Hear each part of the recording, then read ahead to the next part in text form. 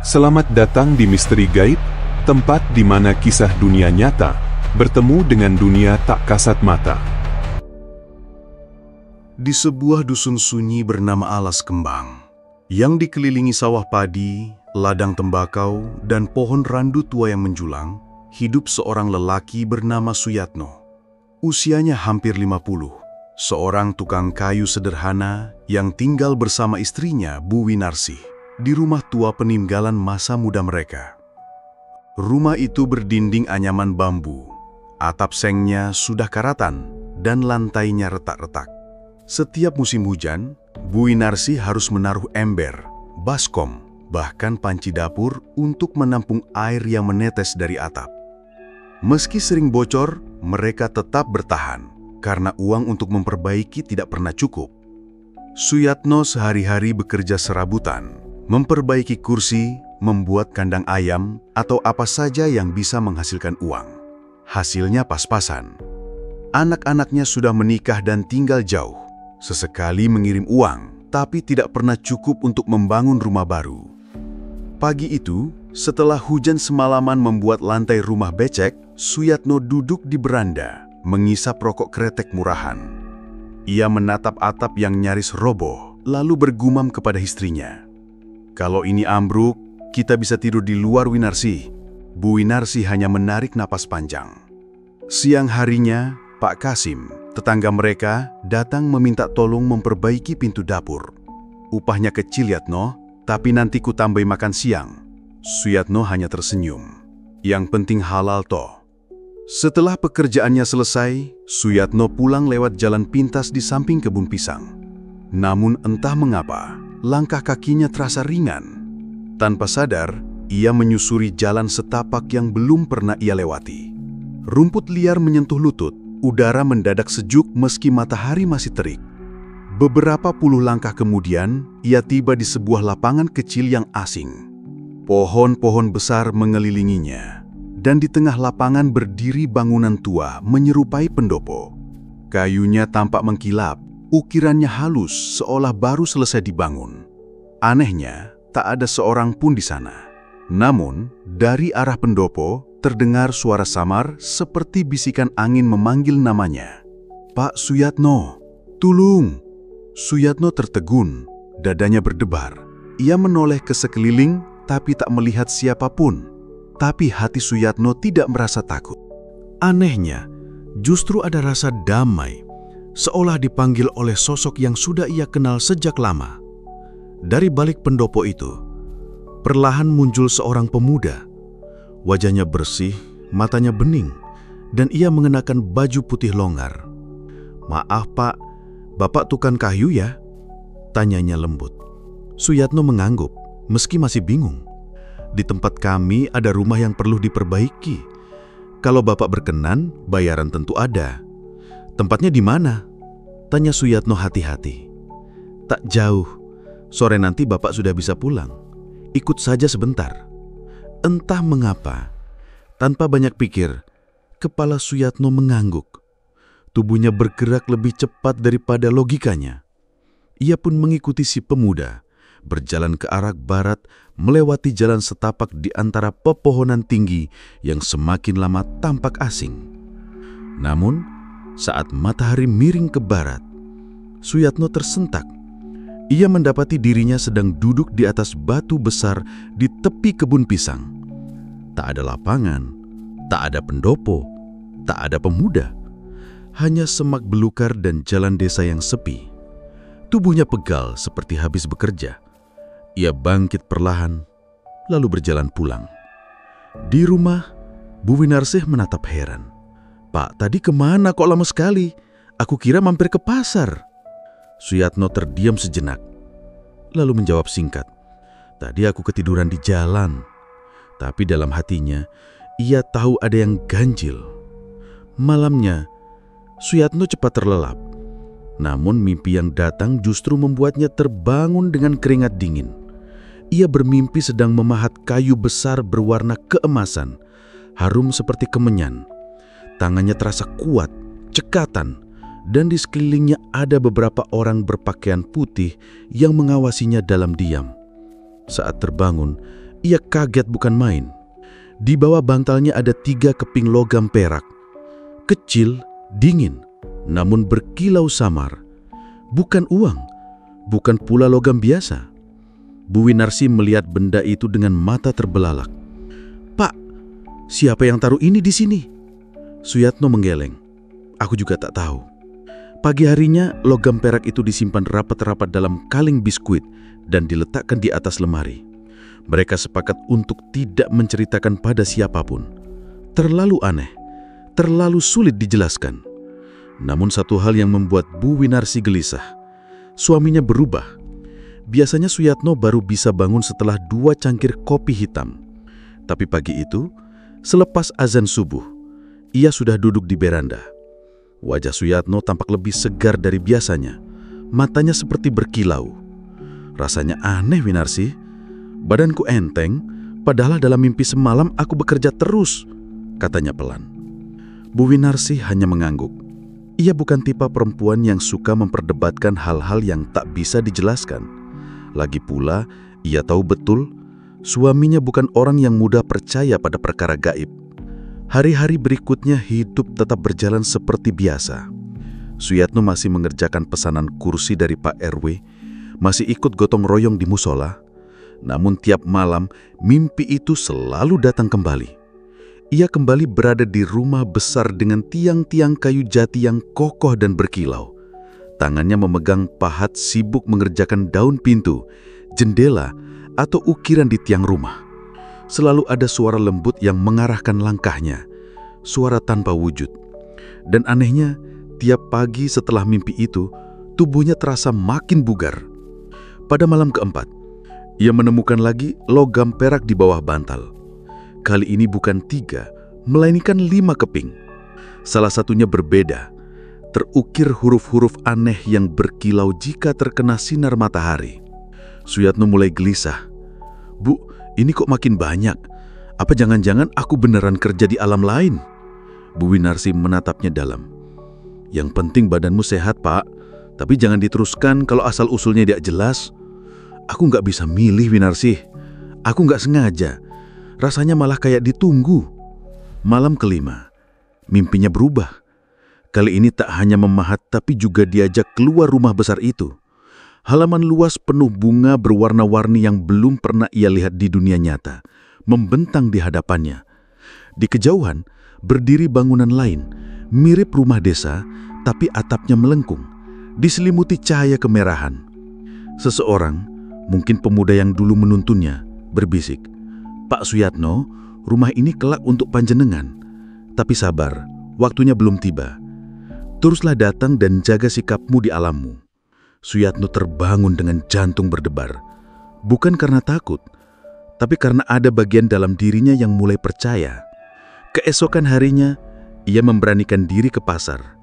Diam-diam ia membawa 2 keping perak itu, menjualnya di kios logam bekas. Ia hanya bilang menemukannya di ladang tua. Pedagang menimbangnya, mengamati dengan seksama, lalu membayar hampir 1 juta rupiah.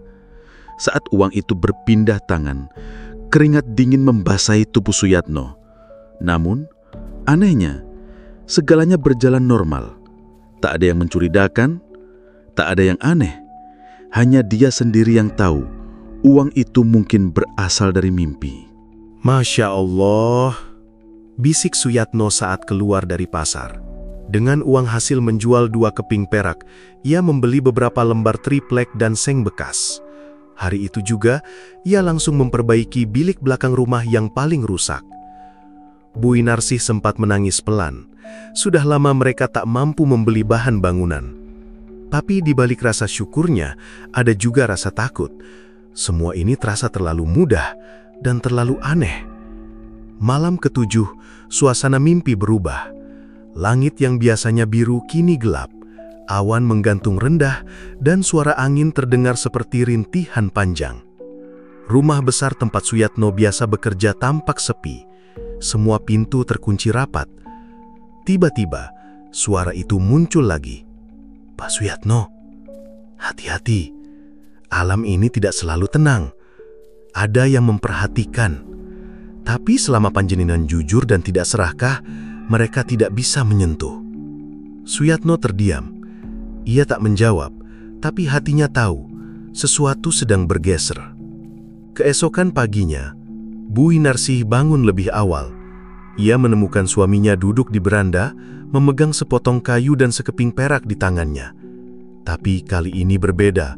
Warnanya buram, kusam, seperti logam yang belum jadi. "Kenapa warnanya beda, Pak?" tanya Bu Winarsih. Suyatno hanya melirik. "Malam tadi lain rasanya. Aku merasa ada yang mengawasi. Bukan mereka yang ngajak aku kerja, tapi makhluk lain."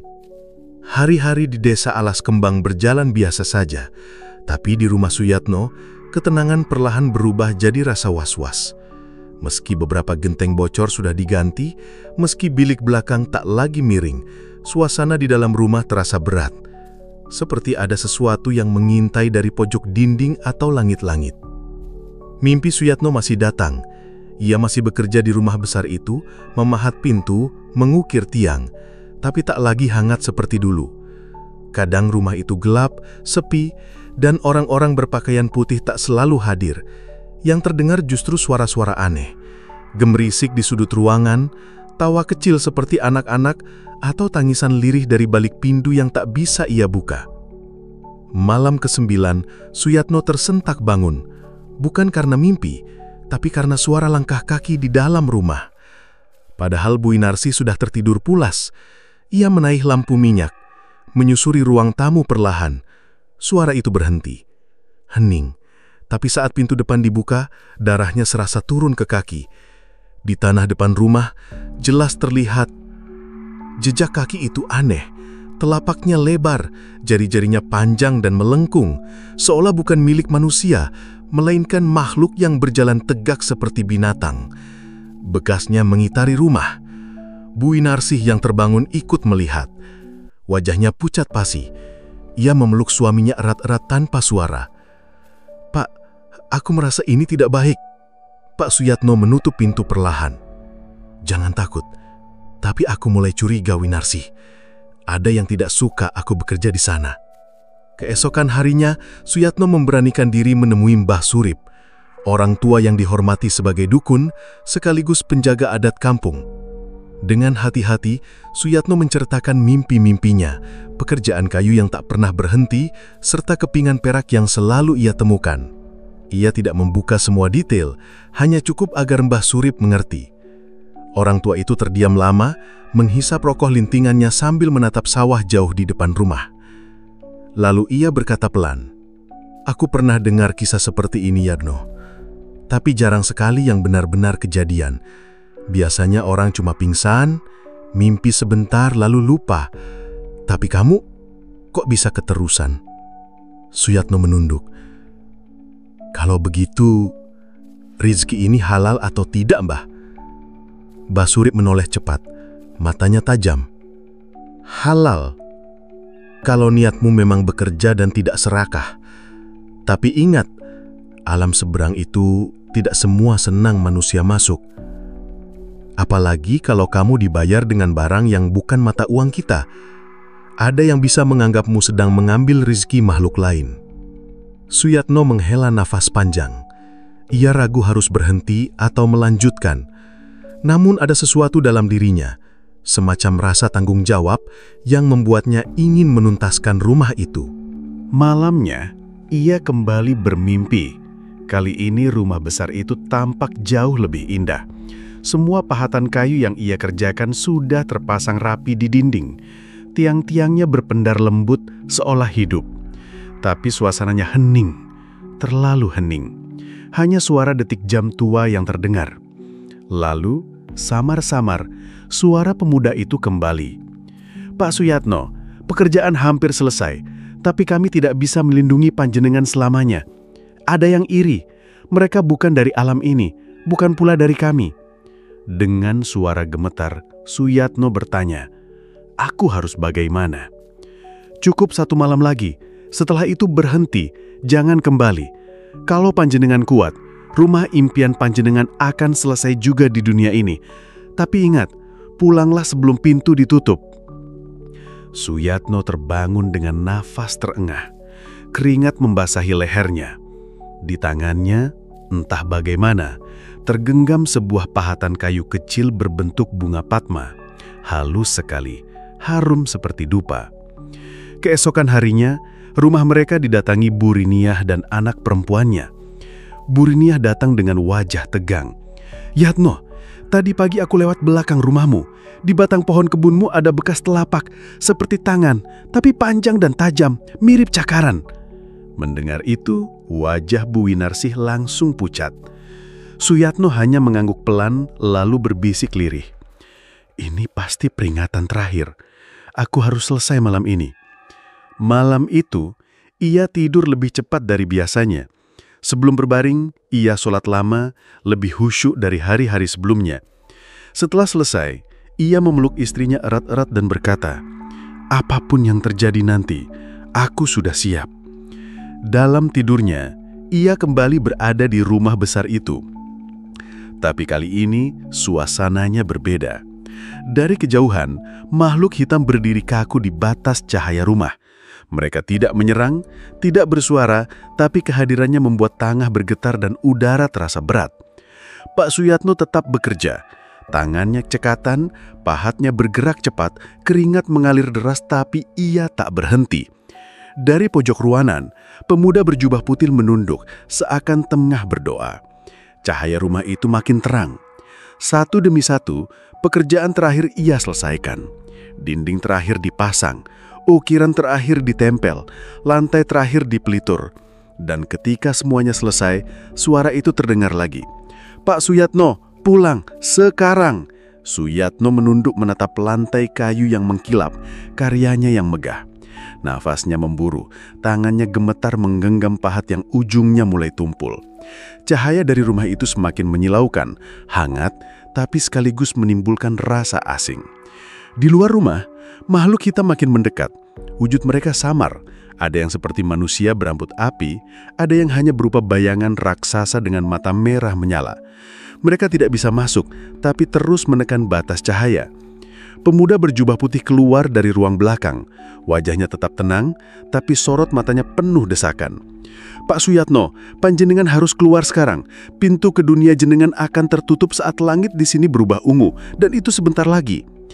Suyatno berdiri perlahan, tubuhnya terasa seperti ditarik ribuan benang halus. Ada rasa aneh yang menahannya, ingin pergi, tapi juga ingin tetap tinggal. Rumah itu terasa begitu akrab, seakan miliknya sendiri. Dengan suara parau, ia bertanya, "Kalau aku memilih tinggal, apa yang akan terjadi?" Pemuda itu menatap tajam. "Panjenengan akan jadi bagian dari tempat ini, tidak bisa kembali. Panjenengan bisa hidup, tapi tidak lagi sebagai manusia." Belum sempat ia menjawab, terdengar suara lembut, suara perempuan, entah dari mana datangnya. Suara itu seperti berbisik dari balik dinding, memanggil namanya pelan. "Pak Suyatno, rumah ini butuh panjenengan." Jantung Suyatno berdegup kencang.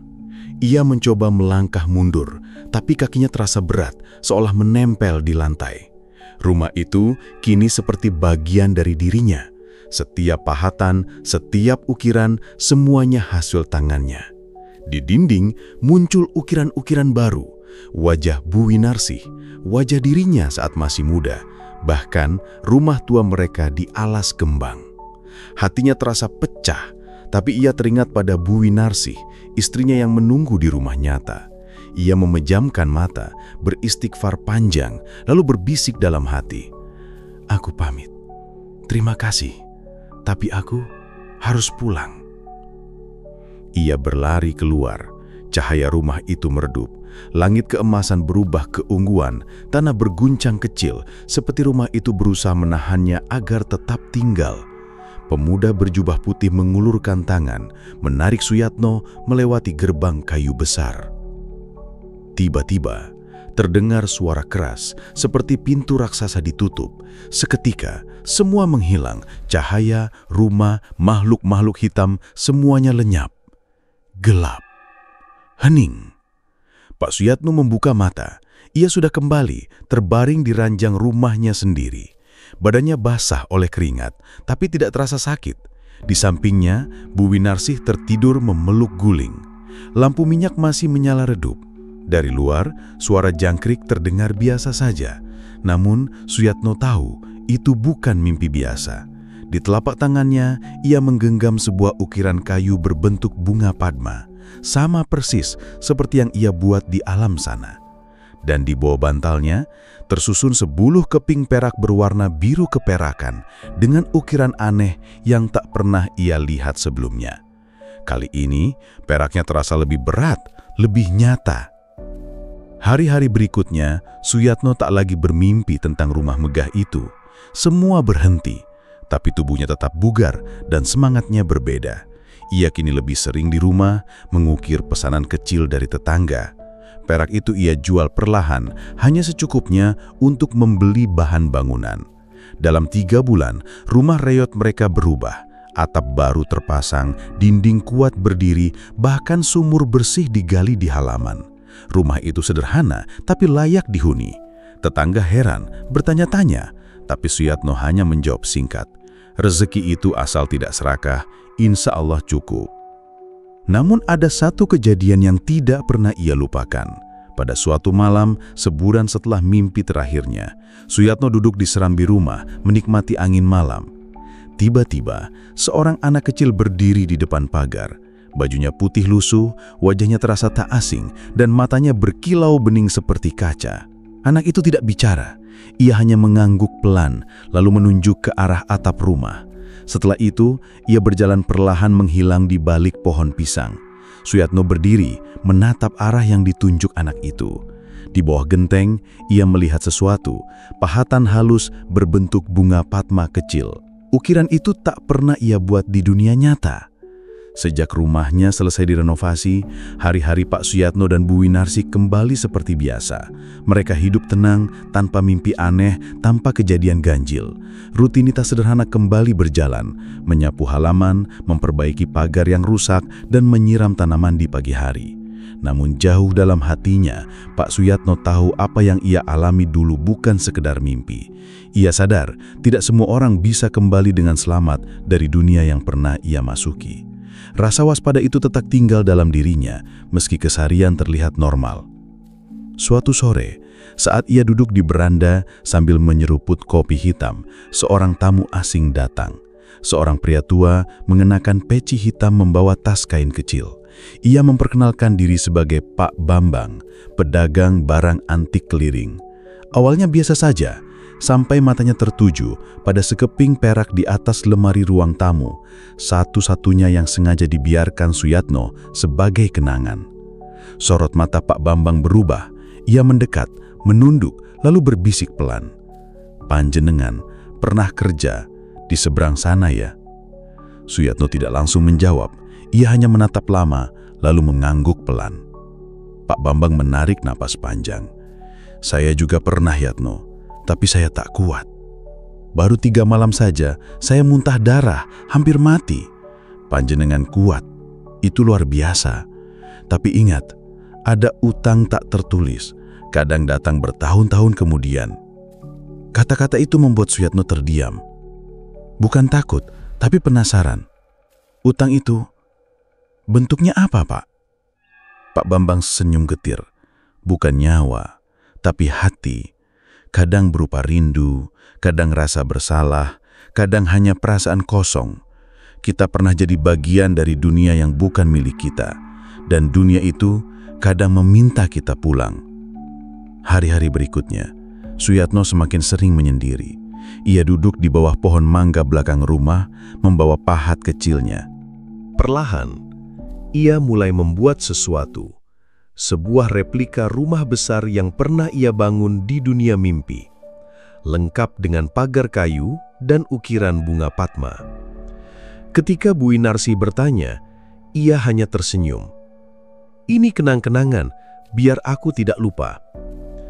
Kabar tentang keberuntungan Suyatno pelan-pelan menyebar di desa.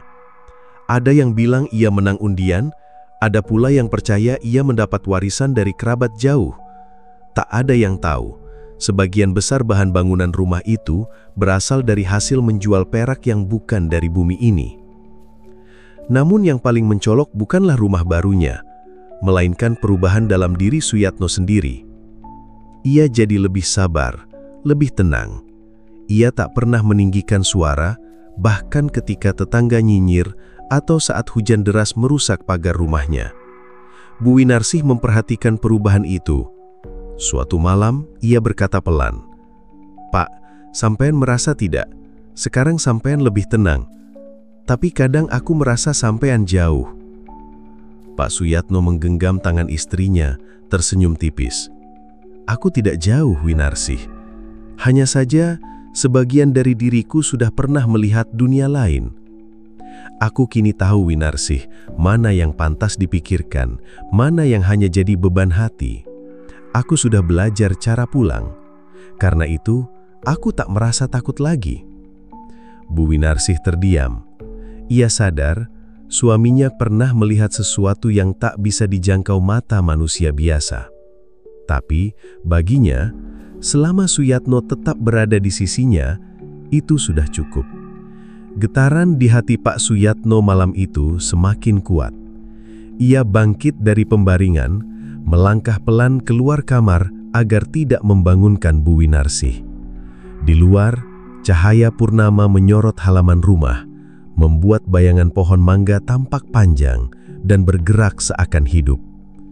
Suyatno duduk di kursi kayu beranda, menatap langit.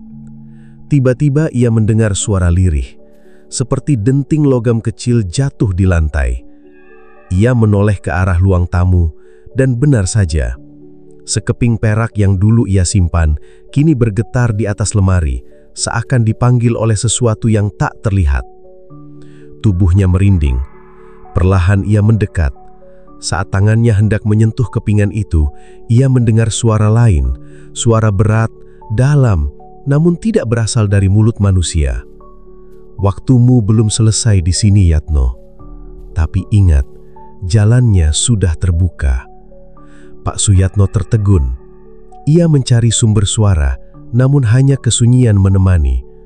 Keping perak berhenti bergetar, jatuh ke lantai, dan retak menjadi dua.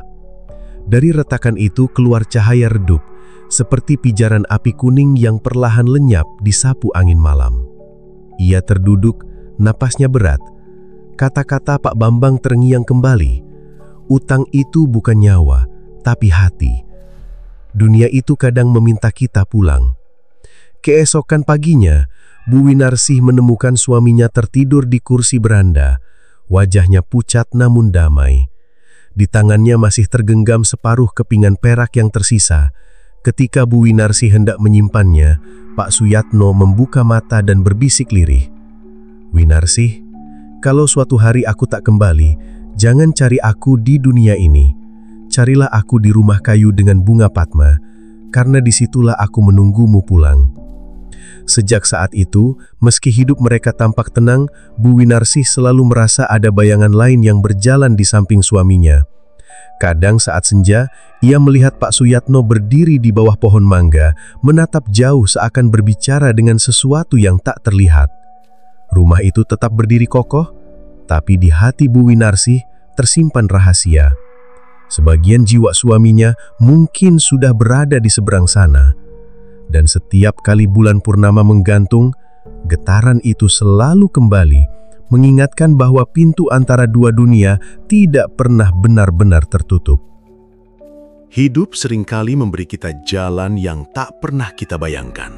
Kadang penuh misteri, kadang penuh ujian. Namun yang terpenting, bukanlah seberapa besar harta atau rezeki yang kita dapat, melainkan bagaimana kita menjaganya dengan hati yang jujur dan tidak serakah. Karena setiap pemberian, baik dari dunia nyata maupun yang tak kasat mata, selalu membawa tanggung jawab. Dan pada akhirnya, yang membuat hidup layak dijalani adalah ketenangan hati, kesetiaan, serta keberanian untuk pulang ke jalan yang benar. Jangan lupa like, komen, dan subscribe untuk cerita-cerita kehidupan dan misteri lainnya yang membuat penasaran.